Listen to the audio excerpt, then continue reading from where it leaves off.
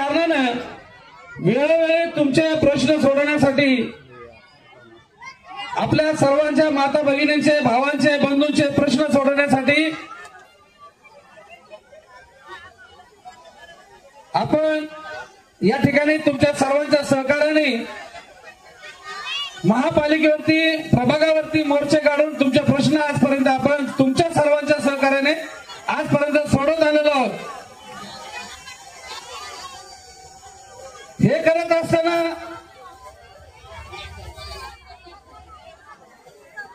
हा 15 शेडचा प्रकल्प रखडलेला होता. त्यावेळेसला कुठलाही नगरसेवक धावून या कामाला आलेला नाही, कुठलाच नाही. या ठिकाणी माता भगिनी बसलेल्या आमच्या 15 शेडच्या, त्यांना तुम्ही विचारा. कोर्टामध्ये केस दाखल आहे, हायकोर्टामध्ये केस दाखल आहे, असे कारण द्यायचे आणि वेळ भागवून घ्यायचे.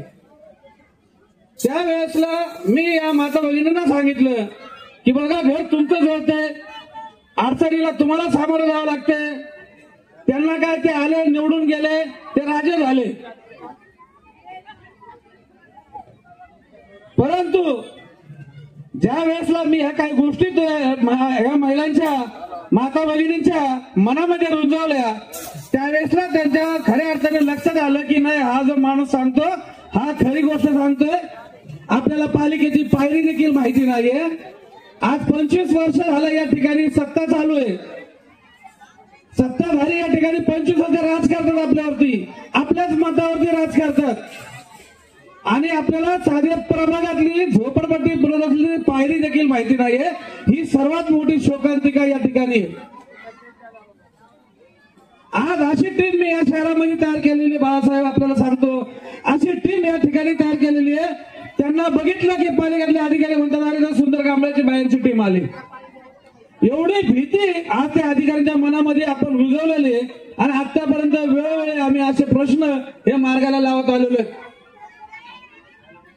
या शेजारी आपल्याला सॅनिटरी तळगाव प्रकल्प दिसेल. या ठिकाणी आम्हाला भरपूर लोकांनी त्रास दिला, तिथले देखील नागरिक या ठिकाणी उपस्थित आहेत. कशा पद्धतीने ते ऍक्च्युली पुलाखालचे लोक आहेत, त्यांना घरं मिळणार नाही असं म्हणून त्यांच्यावरती बुलडोझर फिरवण्याचं काम या महापालिकेच्या भ्रष्ट अधिकाऱ्यांनी या ठिकाणी केलेलं होतं.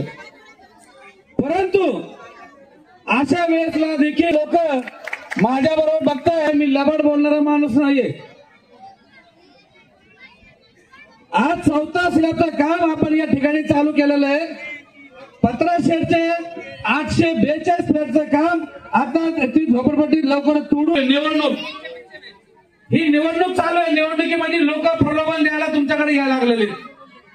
हा कार्यक्रम टाकण्याचा उद्देश काय होता की ज्या महिलांनी माझ्या बरोबर 10-15 वर्ष वेळोवेळी शासनाची आपले काम आपल्या स्वतःच्या स्वबळावर या ठिकाणी आपण करून घेतलेले आहेत.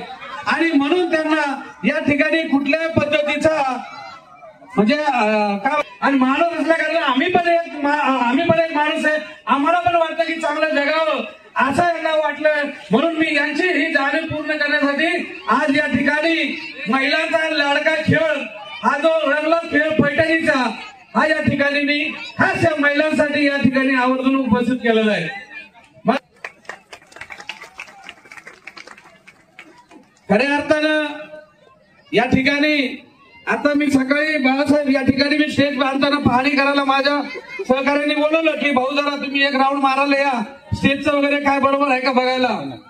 आश्चर्य वाटतं मला की लोक गटाने धुंडायला लागले. अहो इंटाला गटाने धुंडायला वेळ भेटायला आला त्यांना.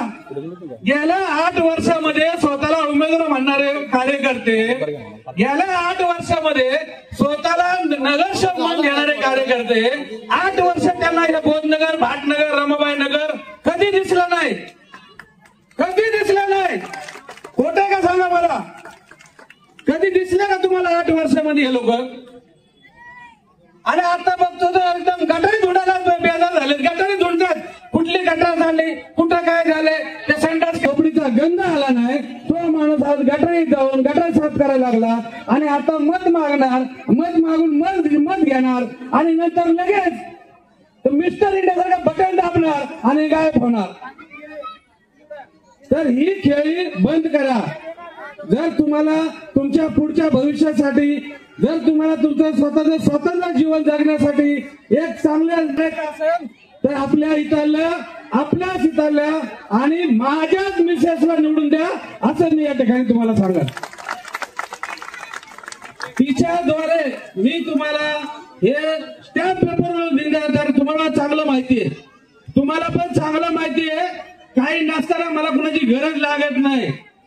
मला बाबासाहेबांचं संविधान माहिती आहे, मला बाबासाहेबांचा कायदा माहिती आहे आणि मला हे माहिती आहे की माझ्या माणसाचं काम कसं करून घ्यायचंय. त्याच्यासाठी मला सत्य द्यायची गरज नाहीये, ध्यानात ठेवा. मी पहिल्या सत्तेत नव्हतो, मला सत्तेत आलं काय नाही आलं काय मी काम करत राहणार आहे हे ध्यानात ठेवा. आज या खेळाद्वारे मी एवढं बोलणार नव्हतो, त्याचं कारण एवढंच झालं की मी ज्यावेळेला स्टेज बघायला आलो तर काय गटारी साफ करायला विशेष म्हणजे त्या आले त्यांचे अध्यक्ष आपलं बॅनर बघतात आणि फोन लावतात. म्हणजे हा कुठला प्रकार आहे? म्हणजे एवढं तुम्ही गेले त्या काय कार्यकर्त्याला, अहो तुम्ही 15 वर्ष सत्ता भोगली ना, 15 वर्ष सत्ता भोगली, तुम्ही एवढा मोठा गड चढले आणि तुम्हाला ही वेळ काय यायला पाहिजे? ही वेळ येण्याचं कारण एवढंच आहे की तुमच्या मनातला जो कपटपणा तुम्हाला इथपर्यंत आणलेला ध्यानात ठेवा. म्हणून मी आहे वडीलला जास्त बोलणार नाही, वेळ घेणार नाही. तुम्हाला मी एवढंच विनंती करेल या कार्यक्रमाद्वारे की पुन्हा जी मागं घडलं त्याची पुनरावृत्ती आता होऊ देऊ नका. 500 रुपयाला बळी पडू नका. तुम्हाला हात जोडून विनंती, आपल्या घरातल्या माणसाला पण सांगा, बाबा 500 रुपयाला बळी पडू नको. तू आज 500 रुपये घेशील, उद्या माझ्या मुलगाला ऍडमिट झाला तर त्याला बघायला हा भडवा येणार नाही, ध्यानात ठेवा. हा कुणी पण असू द्या, कुणी येणार नाही तुमच्या इथं काय झालं ध्यानात ठेवा. आणि त्याच्यासाठी माझं पण 15 वर्षापासून ऑफिस चालू आहे, आजही चालू आहे आणि तुमच्या कृपेने उद्याही चालू राहणार आहे. मी सत्तेत आलो काय गेलो काय मला काय फरक पडत नाही.